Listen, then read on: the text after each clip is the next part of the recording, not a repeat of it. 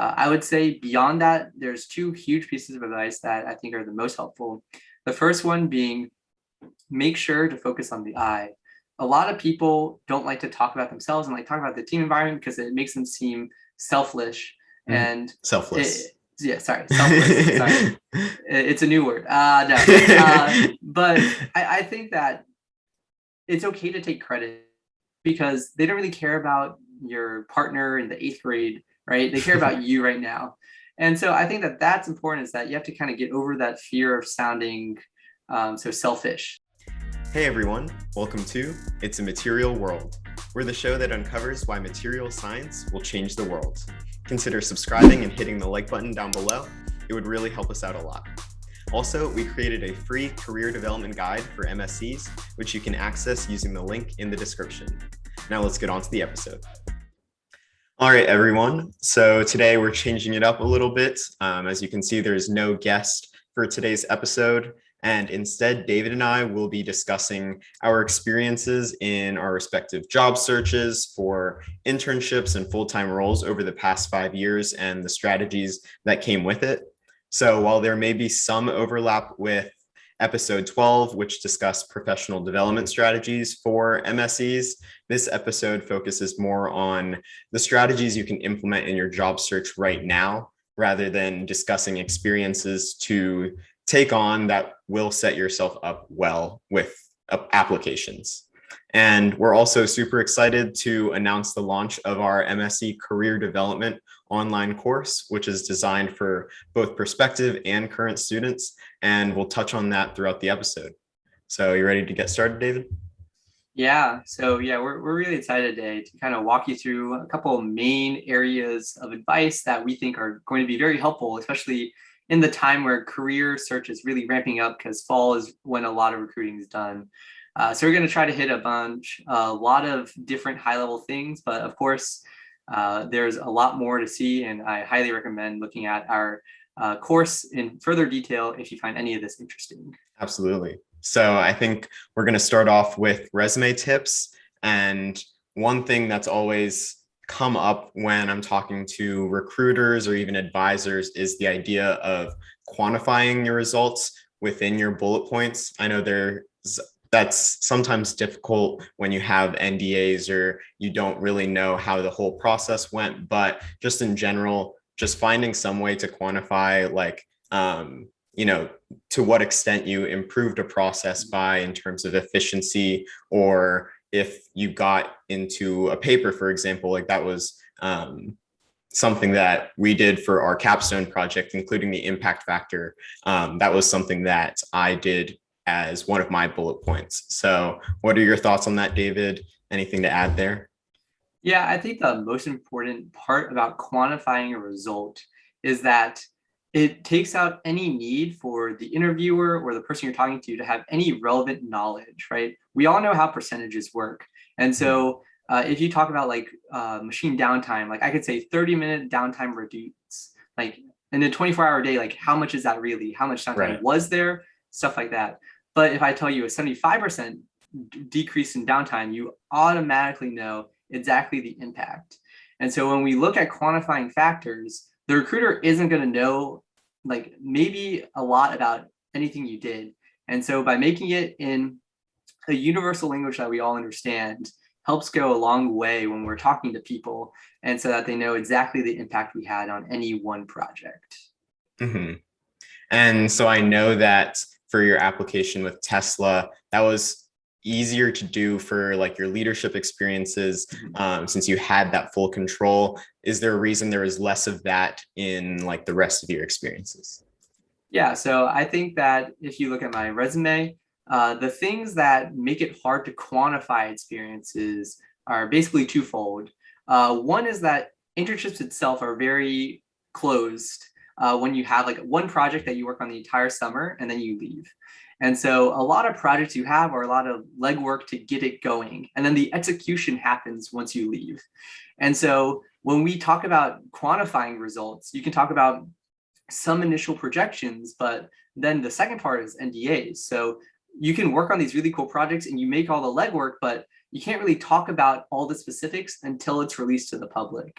And so that makes it a little tricky when you talk about it. So I found that the most helpful things to do when you can't really talk about the specifics is talk more generally about techniques you did, lessons you learned, any skills you learned along the way that can also be translated to more universal. If you can't really quantify it that well with numbers, try to quantify it with speech and other things. So being able to say like fabricated a new setup, like everybody kind of knows, like if you make a new tool, what that kind of implies, and then there's follow-up questions behind it, like what software did you use, what hardware did you use, and it can kind of lead you to a better way instead of just trying to make some numbers that you really have no idea are true or not. True. And I'm interested to get your thoughts on this.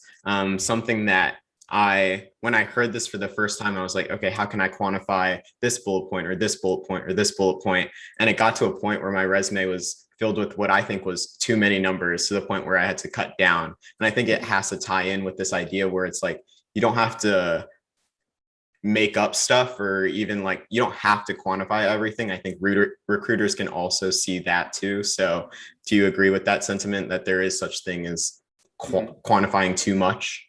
Yeah, I think that you can kind of tell when someone's just making up numbers to make up numbers.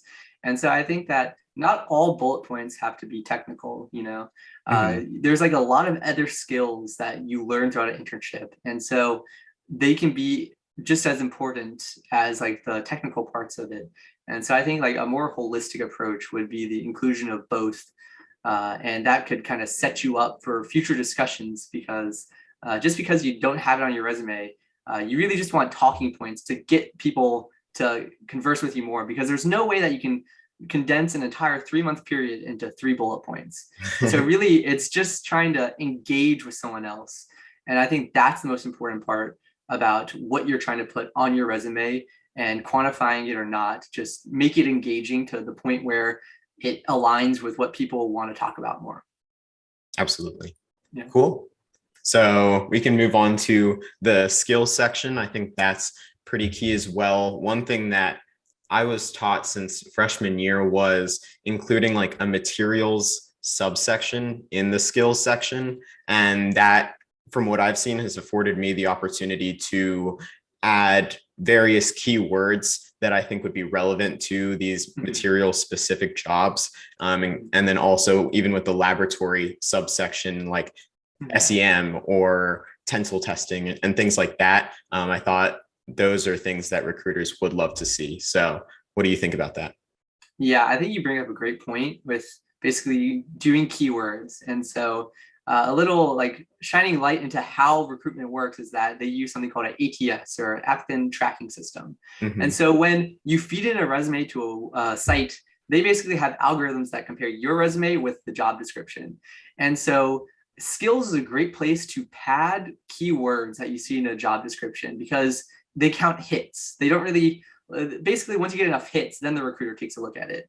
And so what I was told was that you want to like pad your skills and then also mention it in like your descriptions, because assuming that you use like an SEM at your job, you can have an SEM in your description underneath your job, and you can have it again in your skills. So now you're hitting it twice, and that's more valuable than just once.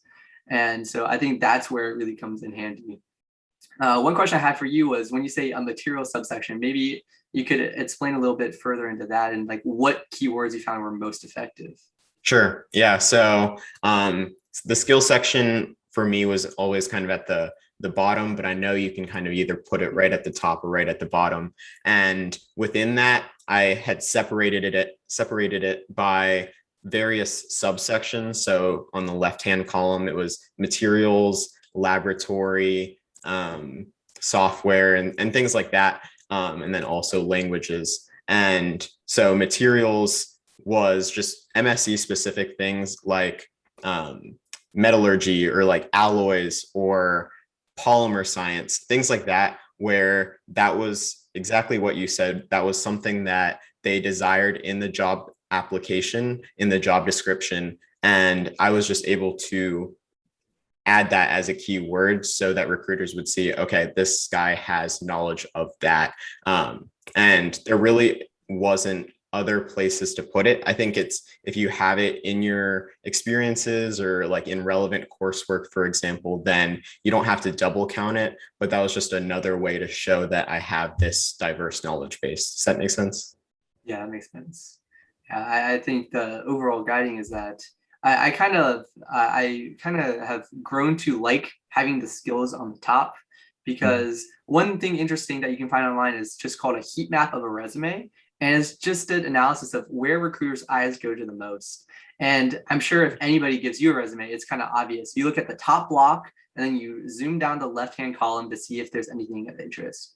And so it's kind of growing on me is that you want to basically do like a summary, just like if you look at any sort of news article, it's like they always try to grab you with a headline. So you want to grab the recruiter with like a summary, like I am a 5th year majoring in this, concentrating in this with experience in this.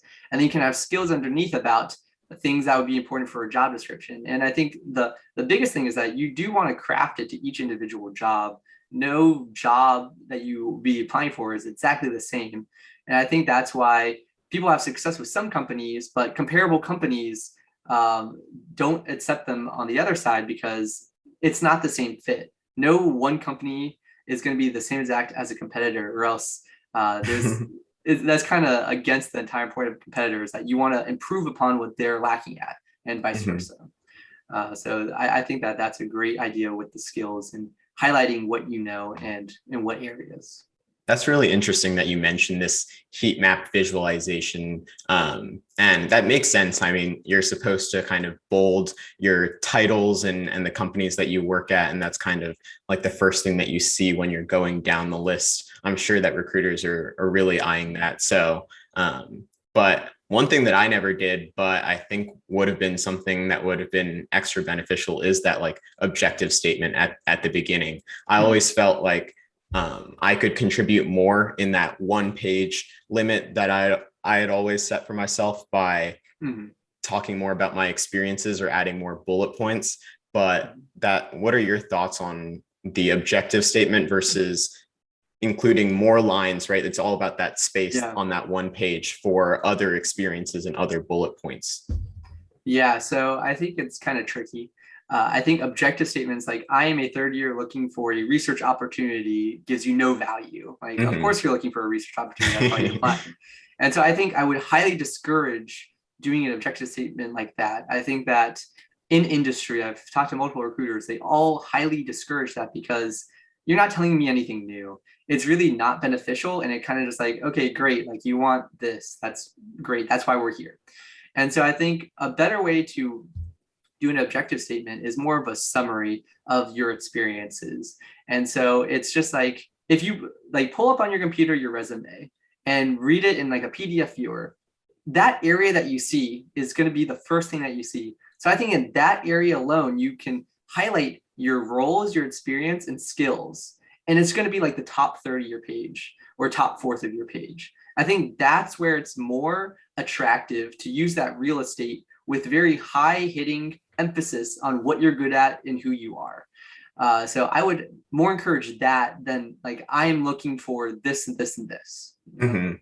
That makes sense. So one thing that held me back from it is I would repeat some of the same things that were on the rest of the resume. I totally get this idea of like, it's a hook, you're capturing the recruiter's attention. How do you provide some distinct value that isn't already found somewhere else on the page or best catches the recruiter's attention? Yeah, I think this is more of advice about how your resume should evolve over time. I think that a 1st year probably doesn't have enough experience to really warrant an objective statement like this. I think when you start getting towards the end of your college and postgraduate summary or resume rather, that's when you can start to move into this more, because that's when you have enough experience where you can talk broadly about the areas of expertise and the skills you learn across all of them, and then talk more in detail in each role you've had about what you've learned, what experience you've had, what impact did you have. And I think that's where you kind of want to see your resume change from year to year to year. Absolutely. It should never be exactly the same from the year before, just with the new section, you know?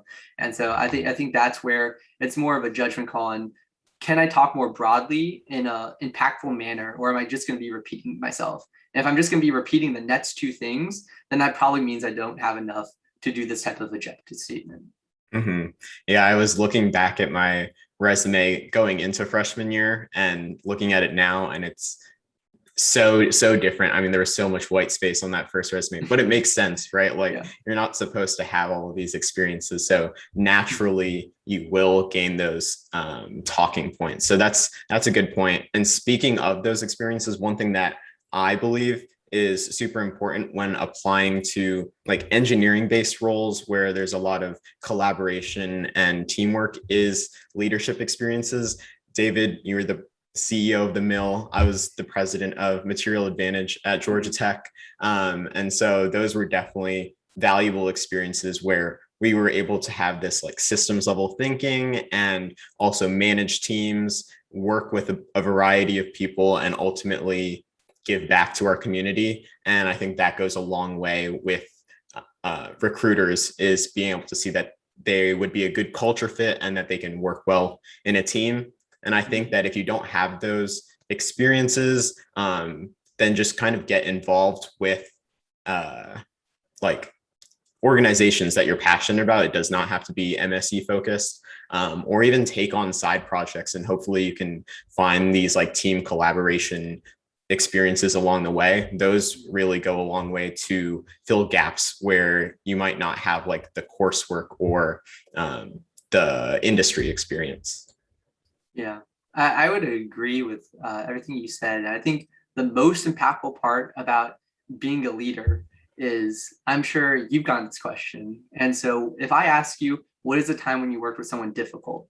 What example do you give? And like, it's most likely going to be in the time that you were the leader, because you have to deal with other people. Right. And so I think that being in the head of something or in the leadership of something shows to the recruiter that you know how to deal with people. And I think that a desirable skill in general is that you know how to interact with people. In work, I don't think I've ever done anything entirely alone. And so I'm going to have to interact with people.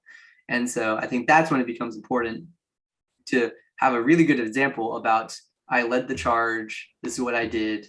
There's always difficulties. I don't think I've ever had a perfect team. So, and everything's going to happen at some point. And I think it's just a great talking point and kind of highlights like, yes, I know how to work in a team situation.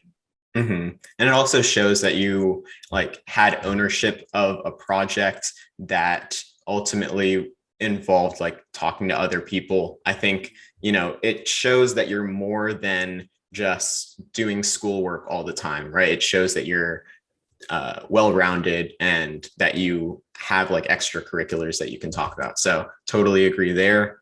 And then I guess one other thing with the resume tips that wanted to get your input on: one page or more than one page is okay. I've heard so many different perspectives about this. Yeah, so it's a very hard choice. I think that if you're still in college, you need to be extraordinary to be over 2 pages. And I think that in the course, I give an example resume, and I think I am a bit of a hypocrite there because it is 2 pages. So I gotta, want to explain myself in my reasoning. You're patting yourself on the back. You're extraordinary is what you're telling me. I wouldn't call myself extraordinary. I think it's very, very difficult to warrant 2 pages when you're still in school, just because it's both a numbers game and how you want to be it. So there's 2 sides to it. For a recruiter, if you're talking to a recruiter, they're almost never going to get to the second page, right? So you could fill up a second page, but then you're going to want to front load everything. And so everything that doesn't really matter is going to be on the second page. So why do you have a second page at all? And so I would say that if I was going to a career fair, I would have a 1-page resume. I think that 2 pages resume is very hard to justify in that essence. I think when you apply for a job online, I think that that's where it starts to get a little tricky. And my reasoning is because of that ATS, and that's how I applied to Tesla, was online, is that the more I can pack into my resume, the more keywords I can hit, that's when it starts to become more like valuable to have extra real estate, Mm-hmm. And so I don't exactly know if that's the best way to do it, because in the end, someone is going to have to look at it. But in my eyes, that I've already passed the first test, so they're willing to read that second page.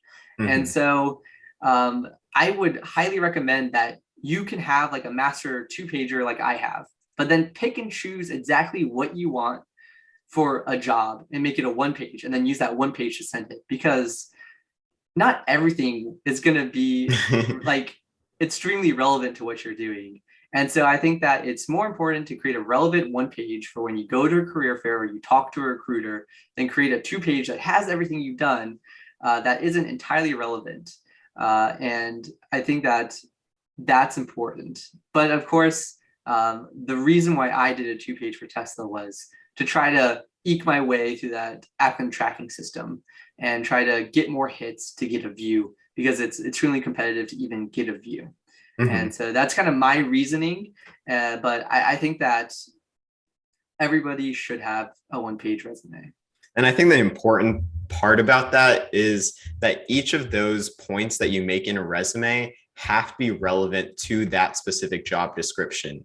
I think a lot of people just kind of add stuff because it's important, it's something noteworthy, but it might not have been noteworthy for that specific role. And so that's why when I was looking through your resume, you had a lot for like your battery research experience, and that was because it was super relevant to the cell engineering internship. And so, I mean, it worked, right? So like, congratulations. But I think that's just something that I wanted to note is you have to make sure that it's relevant.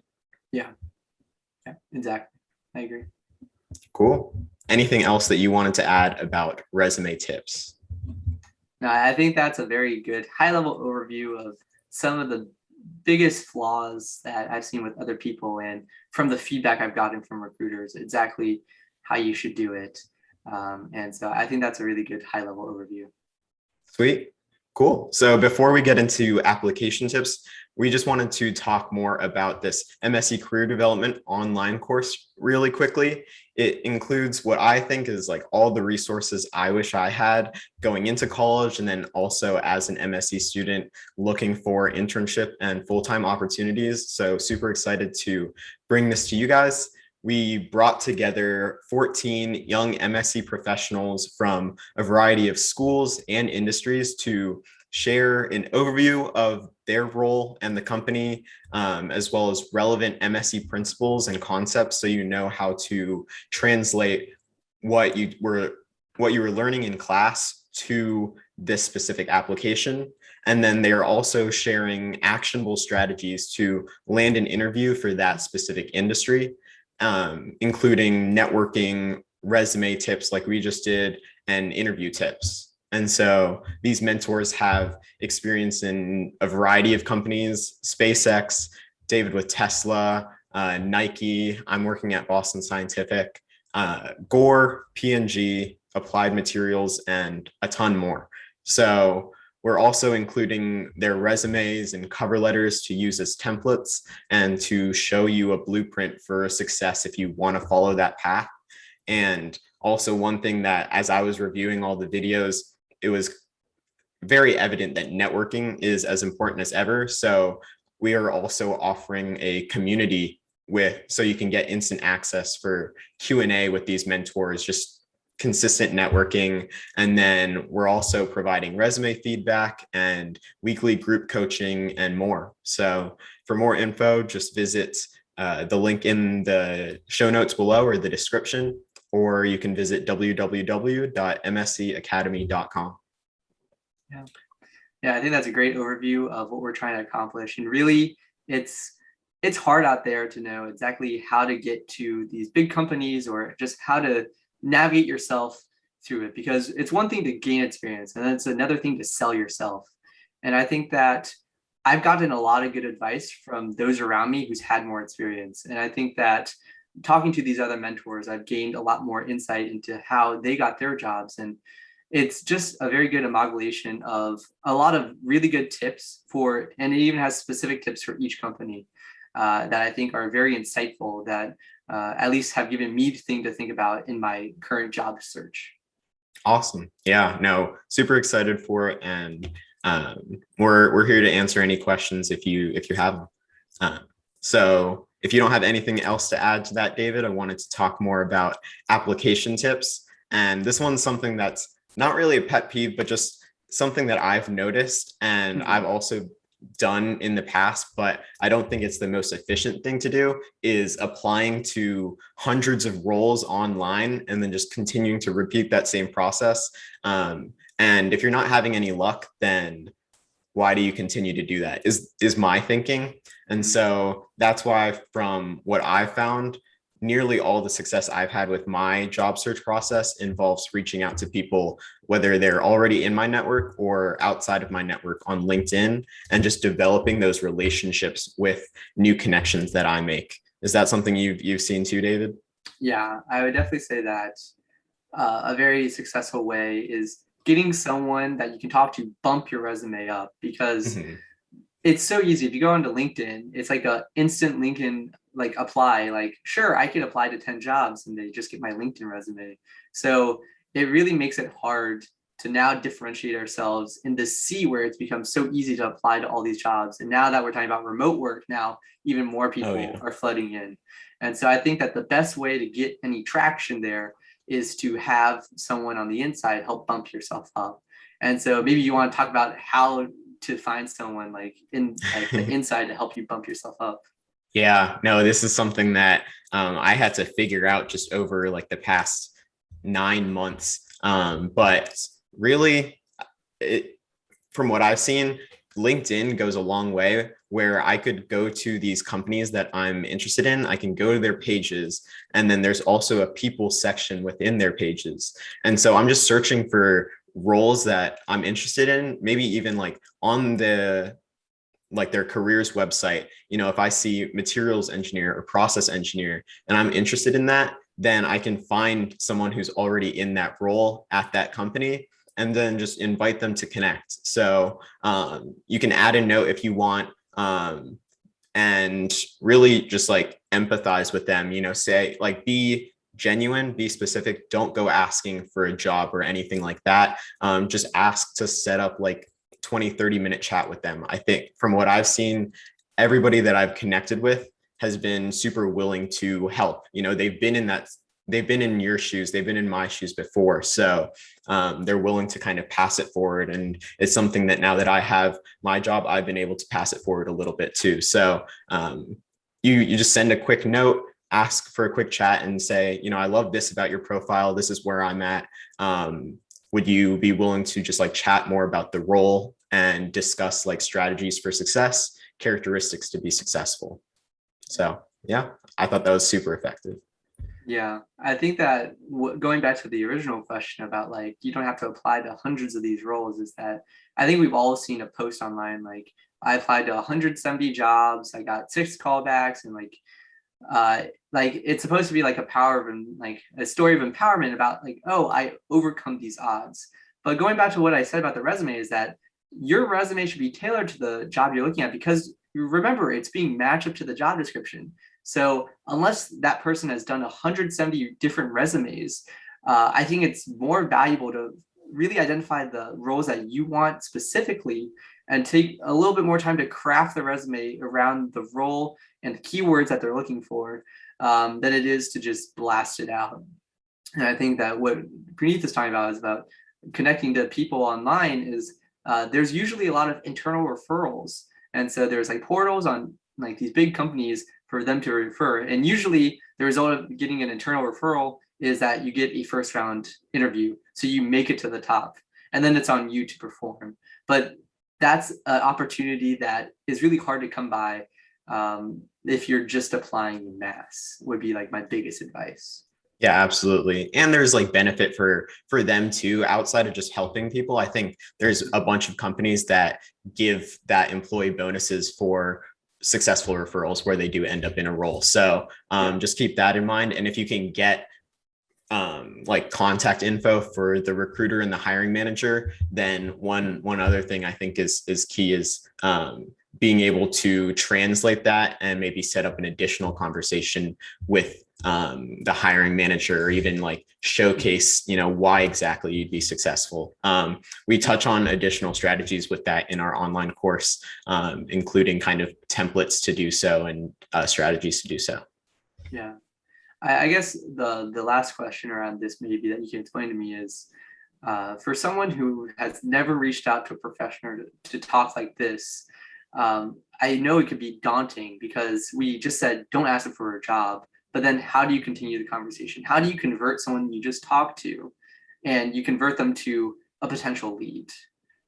Yeah, no, I think honestly, being genuine and not asking for a job really helps with that. When you have these informational interviews, I think that's like the first big step is you just ask them about their experiences. A lot of people like to talk about what they've gone through, and then you can translate that, the flow of the conversation. You talk about where you're at in the process, what questions you genuinely have, and then you can talk about like characteristics that are required to be successful. And then you can always wrap up. I literally always wrap up the call saying, this was really great. I learned a lot about the role.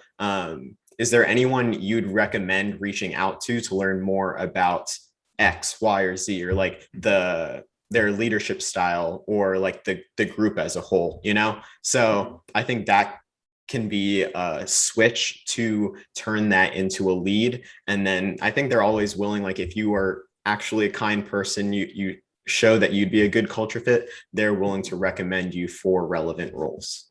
Yeah, I think that's a great tip. And I think the line that you tread between asking them for a job and asking for help is one that people can find difficult.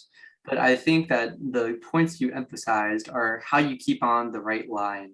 And I think that I agree. I think people are willing to help. And I think the important part about an informational interview is kind of showing to them that you're someone who they would want to work with as well, because you would be probably applying to like a similar group. And so they're more likely to want like someone who they think they get along with, think that would be a good addition, than someone who's kind of rude, is asking for things that kind of gives off the wrong vibe. And so I think that's also something to keep in mind when you go into these informational interviews. For sure. And I think that is important, is if you make that connection, just whatever you do, don't immediately say like, hey, I like this role. Can you refer me to it? If they don't know who you are, they're going to be turned away from that instead of like willing to help. So just like you mentioned, I think it's about developing that connection first, maybe having multiple calls, and then network effects are really powerful. So always ending those calls saying, hey, do you have anyone else that you recommend reaching out to? Would you be willing to set up that connection? So that definitely goes a long way too. And then I guess another component of that, because even with this full-time job search, perseverance was so important there, because there was a time period where I was applying to roles but not getting any calls back. And all I wanted to say is that timing is so important there. Sometimes it just doesn't match up, where you're applying kind of too early. Like they're still looking for someone who can come in January when you don't graduate until May. And so I was applying to roles for like 1 to 2 months, not really getting a lot of luck. And then all of a sudden in March, I had multiple interviews with 3 different medical device companies all in 1 week. And by the following week, I was able to wrap up my job search process altogether. So just wanted to keep that emphasized, is just be perseverant and still continue to like put in that effort of like working smarter, not harder. So you don't always have to just resort to applying to hundreds of roles. Yeah.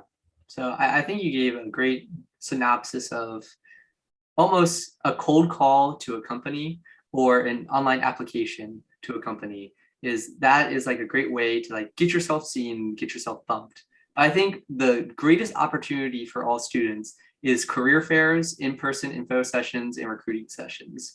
So maybe you can kind of walk us through like some tips and strategies to get seen at these events. And basically, if you can get seen, that is a great way to get immediately transferred to the fast track on interview processes and potentially offers.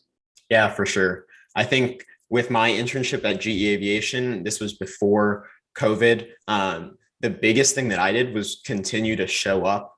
I realized that there was a info session before career fair had started, so I attended that, handed in my resume, and was just able to like shake people's hands and really empathize with these recruiters. I just asked them like, how's your day going? Has it been exhausting? I know you're talking to a lot of people. Just starting that conversation actually goes a long way because they remember that you're not just another face out of hundreds. And then if you can continue to build on that by seeing them at the career fair the next day and then seeing them at your major specific career fair. That's what I did with GE Aviation, and I got an interview that following Wednesday, and then the following week got an offer. So I think that definitely goes a long way. Is just there's this soft skills side of things that maybe not all engineers inherently have, but if you can just develop those conversations and continue to show up, people will remember your face and they're going to be more willing to give you an interview. Yeah. I think the biggest tip is definitely don't be like a fire hydrant. Like as soon as they open you up, just splash all the information on them. I think that's really how you turn them off. Mhm. And so I think that for each individual thing that we talk about, career fair, in-person, info session, recruiting session, they all kind of had different like kind of vibes to them. And so what I mean by that is that when you're in an in-person info session, I think that I got an internship with Georgia Pacific, and the way I started was just asking about their job, like what do they do, like what types of projects do they work on, stuff like that. And then as the conversation flowed, I kind of started to input some of my experience, like, oh, that's really cool. Like I'm material science, like I've done a lot of materials characterization and stuff like that. And like when it flowed, and then at the end of it, before I even got the offer, he's like, do you have a resume? And that was a really easy way to kind of convey that, is that you start just like getting to know them, work it, and then as it makes sense in the conversation, start to input some of the information. But the way I was talking about is that that's a very different vibe to one at the career fair, where it very is much more business oriented. Mhm. So just kind of knowing like how fast to turn it on, what type of like information you need to immediately put out there, stuff like that, I think would be very helpful to think about when you go into each individual session. And that's kind of the point of having these different sessions, is because there's different environments for recruiters to get to meet students and understand who they are. And so knowing what type of like, what do you have to rush into it? Can you just kind of take it more slow? Do you get a one-on-one? Is it a group setting? How you can kind of manipulate your surroundings and to kind of working them in the direction that you want to go to, so you can talk about yourself. Because that's the ultimate goal, is that you want to highlight what you could bring to the table. For sure. I think that was really important. What you mentioned is asking questions goes a long way to maintaining a natural flow of the conversation, but maybe that is more, or that's easier to do in a info session where you can just kind of go to recruiters one-on-one and just have that conversation, ask questions. Whereas at a career fair, they kind of expect you to hand your resume and then give your elevator pitch, right? So that's a little bit of a tougher game to play. But one thing that I've seen at all of those different types of events is companies who don't really know exactly what materials science and engineering is and how materials engineers can contribute to that company. And so it's a difficult question to answer because it's such a versatile field and it's very dependent on the company. So I can only give some general advice. But one thing you can definitely mention, because they know what mechanical engineers and chemical engineers are, is that you can highlight that you take a lot of the same classes that MEs and chemies take, including like thermodynamics. I know that's a big one. But you mentioned that this is a blend of physics and chemistry. And then you can talk about how maybe you think about the company and you think, how do materials play a role at this company? And so just in general, you can talk about how your knowledge of the structure and the processing of those materials could help in making their processes more efficient, for instance. Yeah, I think a good tip would be to understand how being an MSc makes you special, or how you can differentiate yourself from the crowd. Because that is a really good point, is that MSE could be a weakness if you explain it poorly and they're like, I have no idea what you do. Or it could be a strength where you are a very niche role that no one else can do because you have disciplines from all different types of cross-functional areas. And that could be a strength for you. And I think that can make a really big break or make it situation because you can kind of explain to them how you are different and why that's good. Do you have any experiences or any advice there in terms of differentiating, like explaining exactly what MSE is and how it makes you a unique and potentially best fit for that company? Yeah, so I would say that one thing, so it kind of helps with your diversification. So because you're material science, the entire idea is that you understand the fundamental underlying principles of materials and how they work. And so what that helps you do is that if I switch from a battery company to a plastics company, if like I have to be able to explain like why I can bring strengths from one internship and not completely lose all of them. So understanding like things that are tangentially related. And that's where I found a lot of strength is that I can say, hey, like I have, even though that these aren't the same experiences, the underlying principles are the same, which I know about from my major. And that means I can take my experience from this place and apply it to a whole different subset of a subset of materials. And that's why I'm a strong candidate. For sure. And then I would say the other thing is that it also like opens up new avenues for things that aren't processing heavy. And so one of my main talking points while I was trying to get data science was that what is material science than basically statistics? If you think about the Arrhenius equation, it's just the probability that like the molecule will get enough energy to its site, right? Yeah. And so being able to put that into terms of people who are statisticians to now say, oh, that's right. Like we all of like basically quantum mechanics and all that stuff is just probability. And so to be able to say, I have all this experience in a fundamental knowledge, which is just going to be applied to specific data science, was a very strong thing that helped me get over their original hesitancy about you're not a math major, you're not stats major, you're not ISYE major. Why are you even here? And so I think that really helped me overcome that giant hurdle of you're not any of the majors that we've ever recruited before. Why are you here? And I think what else came into play could be like your side projects too. We don't have to go into all the details there, but I'm sure like that and your capstone project for like T&M also definitely went a long way to showing that you have this interest in data science. And I think you can tie all of that together, but I think what you said is super important is empathizing with the recruiter and the company's needs and then using that to your advantage. Yeah, I think that's generally being able to supplement where you are deficient in with other experiences that you can either pay for through classes or just try out for free is always a good way to help you make a tangential switch through industries to like start something new if you want to try something new. For sure. Yeah. I think the last, I guess, section that we wanted to talk about is interview tips. And, you know, there's generally two different categories here, behavioral interviews and technical interviews. I've actually never had like a MSE technical interview. So maybe we can start there and I can kind of pass this off to you to hear what you have to say since you've had one very recently. Yeah, I don't know. Technical interviews are very tricky and they're going to look different from each specific role.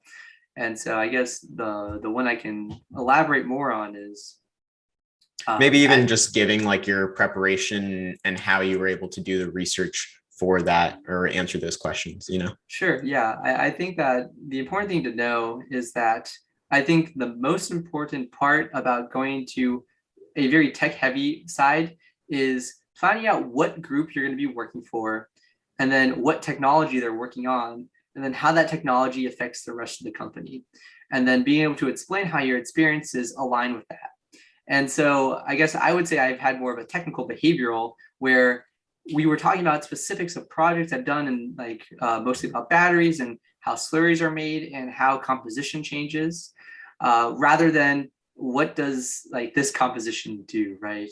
Mm-hmm. And so I know a lot of technical interviews look like, oh, draw a circuit for me, or what does this circuit do, or other things where you're working through it, or a coding problem where you basically like, oh, solve this problem in front of me and talk about how you talk through it. And I think that overall, the most important part is being able to explain your thought process, because I feel that technical interviews are really to kind of see how you think, and like, are you fast on your feet? Like, do you take a more fundamental route? None of it's bad per se, but it's just trying to understand who you are as a person other than your resume. It gives a better, deeper insight into how you think, how you are, how you act under pressure. That gives them a sense of who you're going to be like when you actually get a hard real life problem that has no easy solution. So I think that those are the main steps I took to try to prepare for a technical interview. Mm-hmm. And I just wanted to add there that ultimately these interviews, even if they don't go well, they're learning opportunities. So way back in November of last year, I was kind of thinking about going in the consulting route. And so this is where David was actually super helpful, was, we went through like a mock case interview, which is this idea of talking through your thought process. So I figured it's relevant here.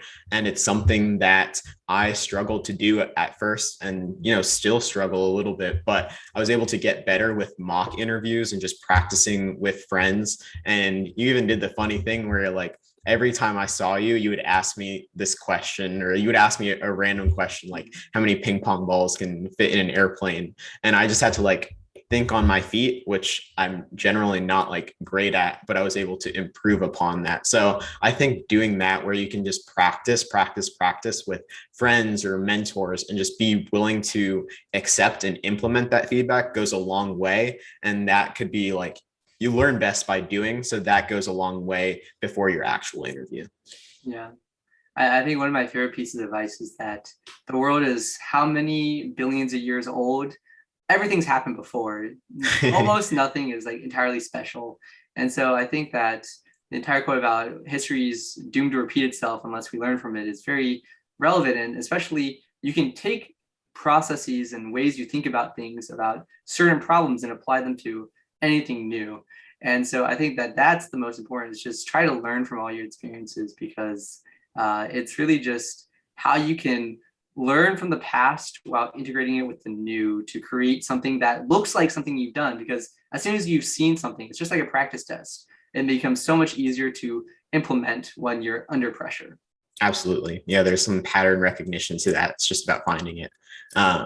And I guess now we can, unless you have anything to add, we can kind of go into behavioral interviews, which I have a little bit more experience in. And one thing that definitely helped, at least with the full-time interviews, it's usually this like phone screen or like an initial interview where they really just ask about your experiences. And so just kind of preparing even before you like get any interviews, this is what I did. I just kind of had this Google Doc going where I was able to have each resume bullet point and then explain it in more detail in maybe like a paragraph or just a few more bullet points, just because that's pretty key. They tend to ask like, oh, I see that you worked on creating a prototype for your medical device capstone project. Can you talk about that in more detail? And so you can't really like fluster there or make up things on the fly, because they're able to see that and kind of catch you on that. So just preparing for that definitely goes a long way. And then from the behavioral side, it's these questions that you mentioned where it's like, tell me about a time you worked with someone that you weren't a fan of, or like that disagreed with you, or tell me about a time you failed. And so just having like a story toolkit in your mind where it's like a set of different situations, often leadership experiences, can go a long way to just like run through that and then pick out a story and explain it clearly and really highlight what you did and what the results were. Yeah. I think that that's a great, basically you're talking about the STAR method. Yeah. And like there's a ton of acronyms for the same thing, but I think that is worth going into and thinking about and understanding how you can say your experiences in that method. I would say beyond that, there's two huge pieces of advice that I think are the most helpful. The first one being, make sure to focus on the I. A lot of people don't like to talk about themselves and like talk about the team environment because it makes them seem selfish and selfless. Selfless. Sorry, it's a new word. But I think that it's okay to take credit because they don't really care about your partner in the 8th grade, right? They care about you right now. And so I think that that's important, is that you have to kind of get over that fear of sounding so selfish. There you go. That's the right one. And then the second one is, I think the thing that's helped me the most in all these behavioral interviews is going to the company and finding their company values. Because one major thing about behavioral interviews is that because you're not asking anything technical, the idea is that if you're a culture fit, they can teach you anything you need to know. And so that means that you have to make sure you're a culture fit. And so what that looks like is you go on, I'm sure it's broadcasted somewhere in their main company website, because company culture is a big thing in almost any big corporation. Absolutely. And just try to align your experiences with certain principles, because in almost any given interview, there's a correct answer, and that correct answer is their company value. And so I think that's what helped me a lot, is to visualize like how I can put myself into the company culture and figure out how my experiences relate to what they're trying to do.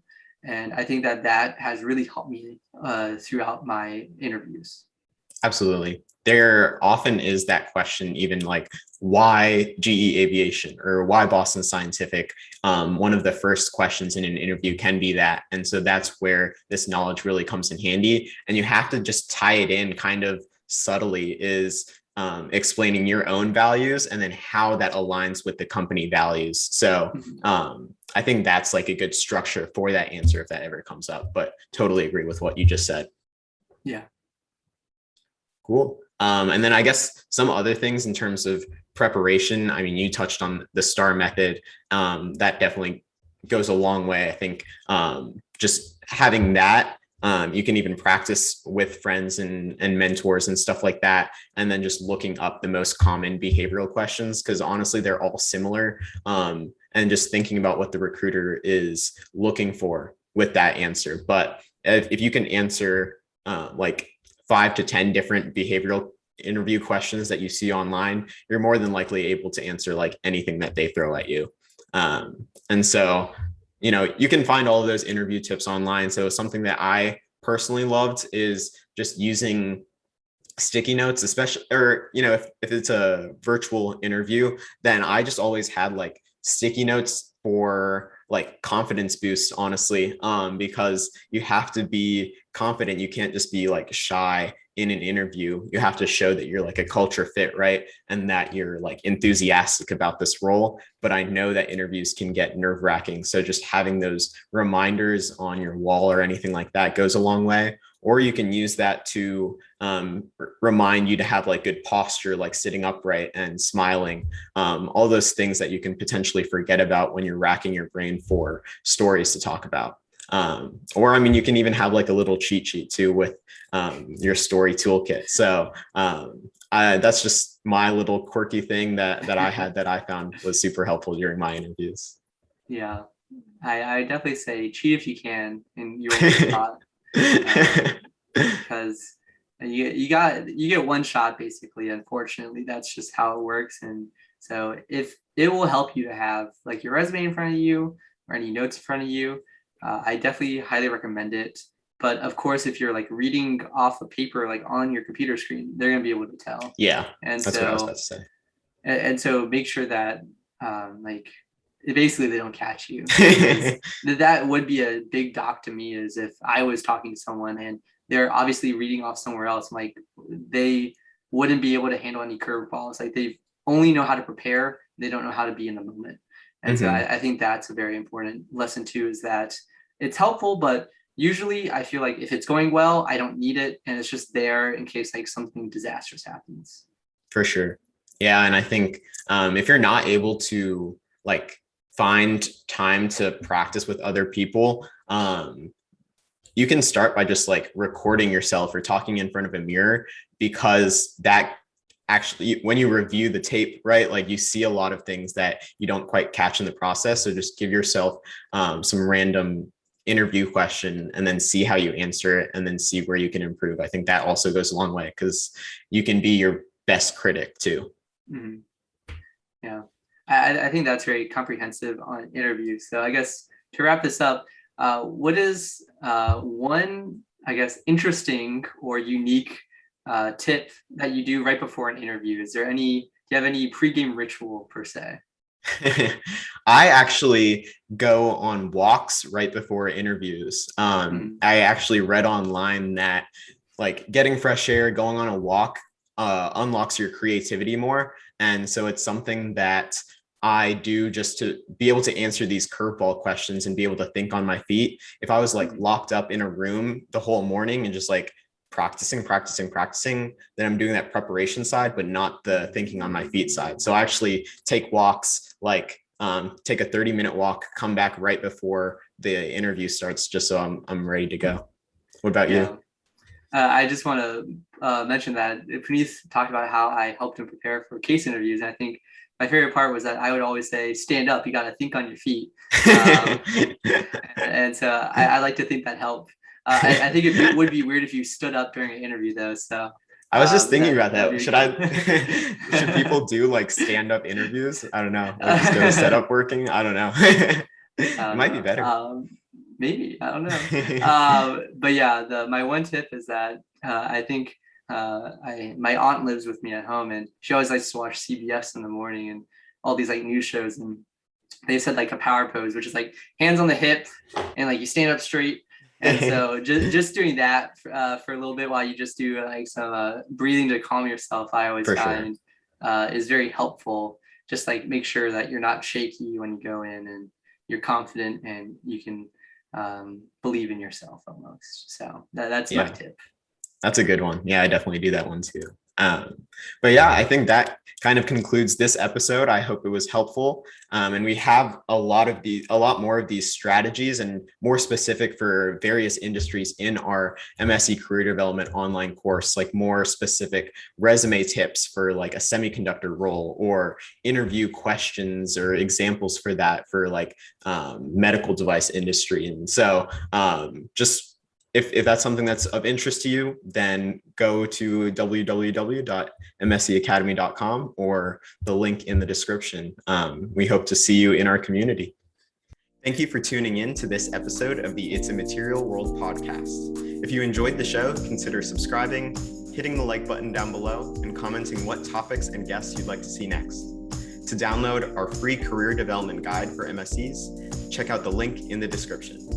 We'll see you soon, and in the meantime, go change the world.